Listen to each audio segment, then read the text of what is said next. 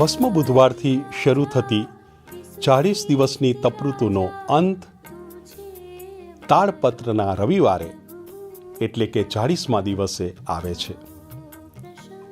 તાળપત્રનો રવિવાર સંધિકાળનો રવિવાર છે. તપઋતુ પૂરી થાય છે, મહાસપ્તાહ શરૂ થાય છે. આ મહાસપ્તાહમાં પુણ્ય ગુરુવાર અને પુણ્ય શુક્રવાર જેવી બે ભક્તિ પ્રચુર ધાર્મિક ક્રિયાઓ થાય છે. પુણ્ય શનિવારે રાત્રિ જાગરણ, જેને પાસ્ખા જાગરણ કહેવામાં આવે છે, એ પાસ્ખા જાગરણથી મહાસપ્તાહ પૂરું થાય છે. આ મહાસપ્તાહમાં જે ધાર્મિક ક્રિયાઓ કરવામાં આવે છે એ બધી ધાર્મિક ક્રિયાઓ પછવાડે ઐતિહાસિક ઘટનાઓ છુપાયેલી છે. એટલે આ ધાર્મિક ક્રિયાઓને સમજવા ઈસુના સમયના ઇતિહાસ, ભૂગોળ અને નાગરિક જાણવા ફાયદાકારક હશે. ઈસવીસન 33માં ઈસુનું મૃત્યુ યરૂશાલેમ શહેરની પશ્ચિમ દિશામાં કાલવારીના ડુંગરા પર ખોડવામાં આવેલા ક્રૂસ ઉપર થયું હતું.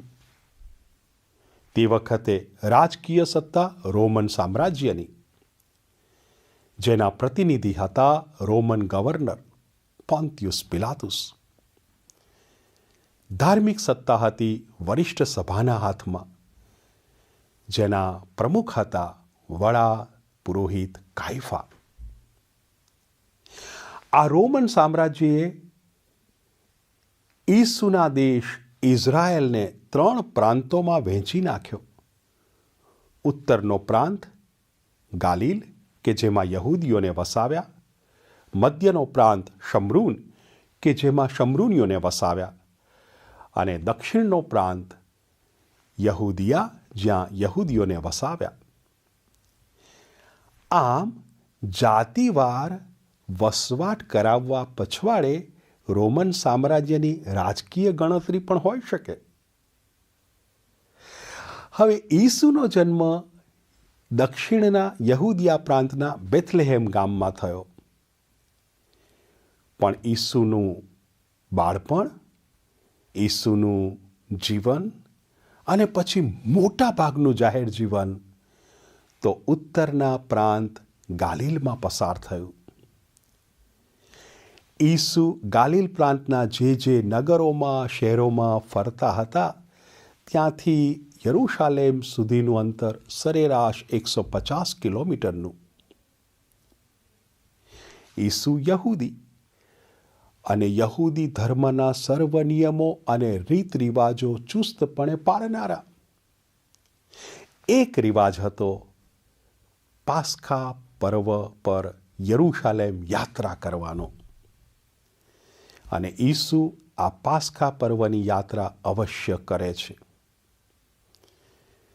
હવે પગપાળા મુસાફરી એટલે યહૂદી ભક્તો, કારણ કે આ ફરજિયાત પર્વ હોવાથી સમૂહમાં જતાં.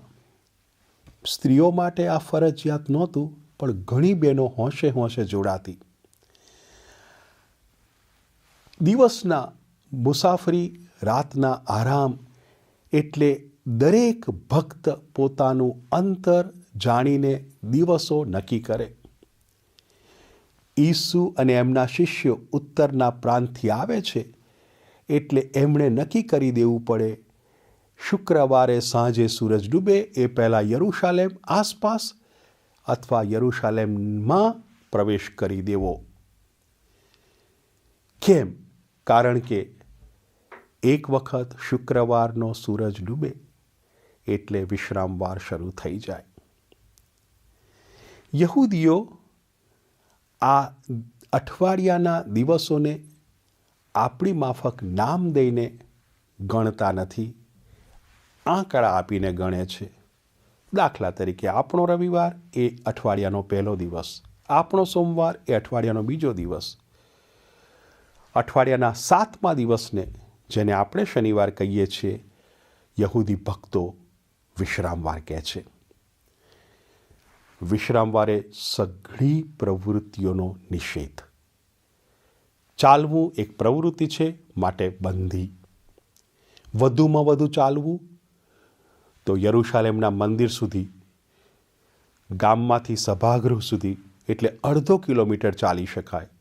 એથી વિશેષ ચાલ્યા તો વિશ્રામવારનો ભંગ થયો ગણાય.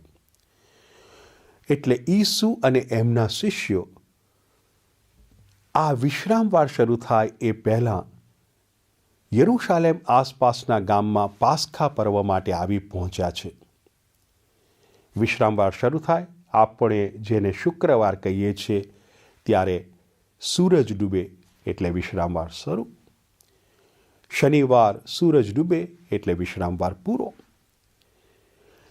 ઈસુ ઈસવીસન 33માં બેથફગે નામના ગામમાં છે. એ હકીકત તાડપત્રના આશીર્વાદ વિધિ વખતે જે શુભ સંદેશ વંચાય છે એમાં આપવામાં આવી છે. બેથફગે યરુશાલેમની પૂર્વ દિશામાં જૈતૂન પર્વત છે, એના ઢોળાવ પર વસેલું એક નાનકડું ગામ છે.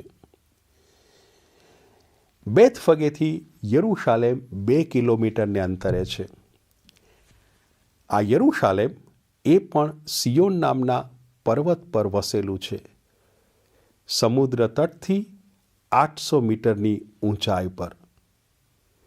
એટલે બેથફગે જૈતૂન પહાડના ઢોળાવ પર, યરુશાલેમ સિયોન પર્વતની ટેકરી પર, અને બંને શહેર વચ્ચે આ કિદ્રોનની ખીણ. 2 કિલોમીટરનો રસ્તો.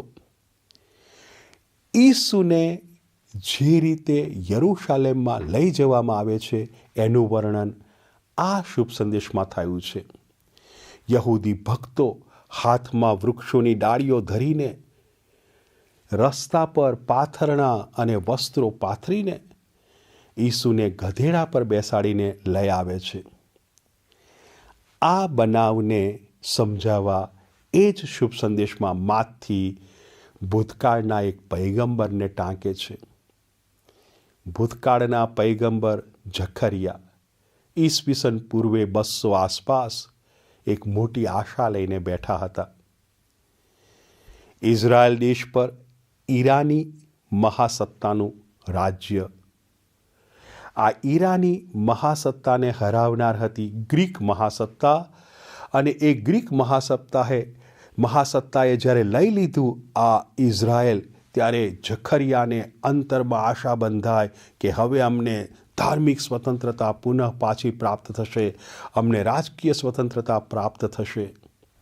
એવું કશું થયું નહીં અને જખરિયા નિરાશામાં ડૂબી ગયા. આવી નિરાશામાં પ્રભુ જખરિયાને ઢંઢોળે છે. જખરિયા, જાહેરાત કર, યરુશાલેમને ખબર કરો, તારો રાજા નમ્ર વેશે ગધેડા પર બેસીને આવી રહ્યો છે. એ ગધેડા પર બેસનાર રાજા ઈસવીસન 33માં હતા પ્રભુ ઈસુ. સામાન્ય રીતે રાજા ઘોડા પર બેસતા. ઘોડો સામર્થ્યનું પ્રતીક, ઘોડો યુદ્ધનું પ્રતીક. પણ ઇઝરાયલના દાવીદ વંશના રાજાઓ ઘોડાને બદલે ગધેડા વાપરતા. કારણ ગધેડો એ રાજાશાહીનું પ્રતીક, પણ સાથોસાથ શાંતિનું પ્રતીક. અને આ દાવીદ વંશના રાજાઓ એ પ્રભુના નિયુક્ત રાજાઓ, પ્રભુની ઈચ્છા પૂરી કરનારા રાજાઓ. એટલે આ જે રાજા આવી રહ્યા છે, પ્રભુ ઈસુ, એમની રાજા તરીકે ઓળખ કરાવવામાં આવે છે તાડપત્રના આશીર્વાદ વિધિ વખતે. અને ભક્તો હાથમાં આજે પણ તાડપત્રો લઈને સરઘસ આકારે હર્ષોલ્લાસના ગીતો ગાતા દેવળમાં પ્રવેશે છે. પણ પછી જે પરમ પૂજા શરૂ થાય છે એમાં માતા ધર્મસભા 3 શાસ્ત્રપાઠો નિરૂપણ કરીને એ રાજાશાહીની વ્યાખ્યા બાંધે છે. ઈસુની રાજાશાહી કેવી? તો તો આજે જે લાંબો શુભ સંદેશ વંચાય છે એમાં એ વ્યાખ્યા આવે છે. જ્યારે વરિષ્ઠ સભા ઈસુને રોમન ગવર્નર પોન્તિયસ પિલાતુસ સમક્ષ રજૂ કરે છે ત્યારે ગવર્નરનો આ પહેલો પ્રશ્ન છે, શું તું યહૂદીઓનો રાજા છે? ત્યાં બાહ્ય ભપકો નથી, ત્યાં બાહુબળનો પ્રભાવ નથી, ત્યાં બદલો લેવાની ભાવના નથી. એ રાજાશાહીની વ્યાખ્યા બદલાય છે. એ નમ્ર વેશે, નમ્રપણે વડા ધર્મગુરુ કાયફા અને રોમન ગવર્નર પિલાતુસની વચ્ચે ઊભા રહે છે. આ રાજાને આજે પહેલા શાસ્ત્ર પાઠમાં આજ્ઞાધીન સેવક તરીકે પૈગંબર યશાયા રજૂ કરે છે.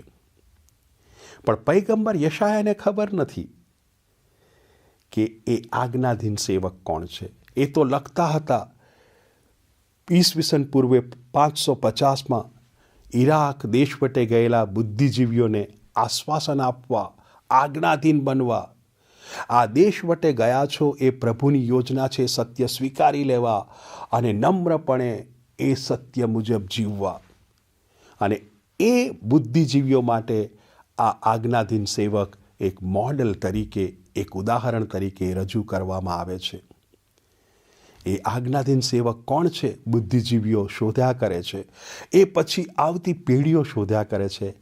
આજે જ્યારે વડા પુરોહિત કાયફા અને રોમન ગવર્નર પિલાતુસની વચ્ચે એક નમ્ર વેશે ઊભેલા ઈસુ એ આજ્ઞાધીન સેવક છે. એ સત્ય આજે પ્રસ્થાપિત થાય છે. અને એટલે આજના બીજા શાસ્ત્ર પાઠમાં પાઉલ એ જ સત્યને દોહરાવે છે એક લોકમુખે ગવાતા ગીતને ટાંકીને. એ ગીત આ પ્રમાણે કહે છે, પોતે ઈશ્વર સ્વરૂપ હોવા છતાં ઈશ્વર સાથેની સમાનતાને વળગી રહ્યા નહીં, માનવ બન્યા, માનવમાં દાસ બન્યા. પાઉલના સમયમાં દાસ એ સૌથી નિમ્ન કક્ષા. દાસનો એક જ ધર્મ આજ્ઞાધીનતા. આજ્ઞા ન પાડો તો તમારો નાશ.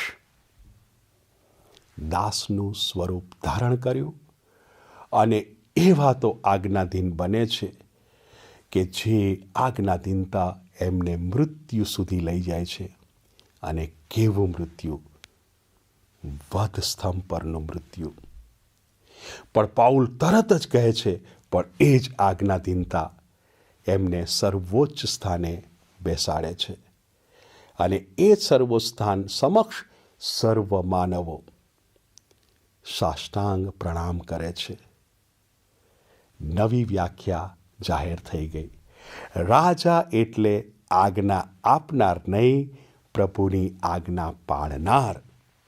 રાજા એટલે જીવ લેનાર નહીં, જીવ આપનાર. અને એટલે જ્યારે ઈસુ ક્રૂસ ઉપર પોતાના પ્રાણ પાથરે છે ત્યારે પેલા રોમન સુબેદાર બોલી ઉઠે છે, સાચે જ, સાચે જ એ ઈશ્વરનો પુત્ર હતો. રાજાશાહીની નવી વ્યાખ્યા ઈસુ આજે સર્વને આપે છે. રાજા ઈસુ ખ્રિસ્ત રાજા તું છે.